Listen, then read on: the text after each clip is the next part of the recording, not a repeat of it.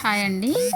మీరు బోట్ నెక్తోని ఏ డిజైన్ కుట్టాలనుకున్నా మీకైతే full shoulder తప్పకుండా తెలవాలి. సైజ్ బ్లౌజ్తోనైనా చూసుకోండి. ఒకవేళ ఏదైనా బోట్ నెక్ లాంటి బ్లౌజెస్ ఉంటే ఫుల్ షోల్డర్ దాంట్లో నుంచి అయినా చూసుకోండి, లేదంటే బాడీ మీద అయినా చూసుకోండి. ఫుల్ షోల్డర్లో నుంచి ఆఫ్ చేసుకోండి, ఆఫ్ పెట్టేయండి. ఇంకా బ్యాక్ కొంచెం 2 ఇంచెస్ కానీ 3 ఇంచెస్ కానీ కట్ అవుతుందా లేదా, మొత్తం అస్సలు కట్ కావట్లేదా బ్యాక్ నెక్ అంటే బోట్ నెక్ కూడా ఒక 3 అన్నా మనం కట్ చేస్తాం కదా, అందుకని చెప్తున్నా. అలా ఏమన్నా కట్ అయితే ఒక పావించు ఎక్స్ట్రా తీసుకోండి. పావు కానీ హాఫ్ కానీ ఎక్స్ట్రా తీసుకోండి. మీరు ఖర్చు ఎంత పడతారో అంత ఎక్స్ట్రా తీసుకోండి, ఎందుకంటే షోల్డర్ అనేది టైట్ కాకుండా ఉంటుంది.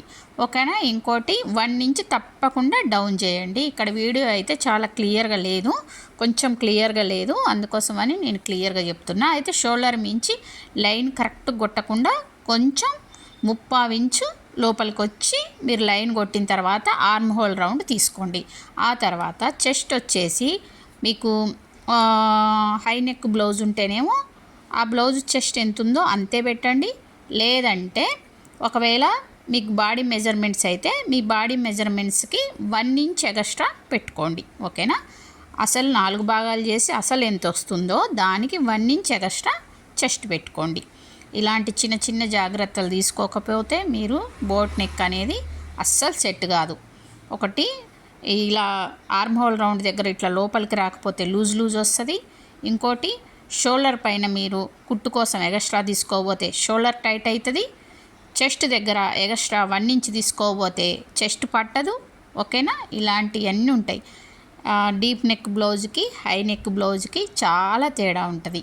ఓకేనా. ఇక్కడ క్రాస్ వచ్చే డిజైన్ అన్నమాట ఇది. ఇప్పుడు నేను ఇక్కడ షోల్డర్ అయితే పెట్టేసిన అయిపోయింది.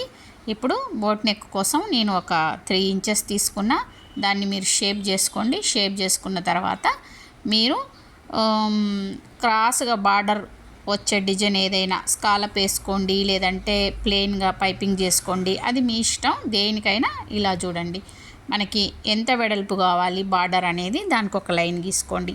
ఒకవేళ మీరు కుట్టే దీనికంటే ముందు వీడియోలో ఒకవేళ పట్టు బ్లౌజు కొంచెం స్టిఫ్గా ఉండే బ్లౌజ్ అయితే నేను ఈ క్లాత్ని డైరెక్ట్ వేసి బార్డర్ పైన వేసి కటింగ్ చేసేసిన. లేదు మీరు ఏదన్నా సిల్కీ బ్లౌజ్ అయితే ఆ బార్డర్ని కట్ చేసి వేరే వేసుకోండి. అది ఆ వీడియో చూడండి, మీకు క్లియర్గా తెలుస్తుంది.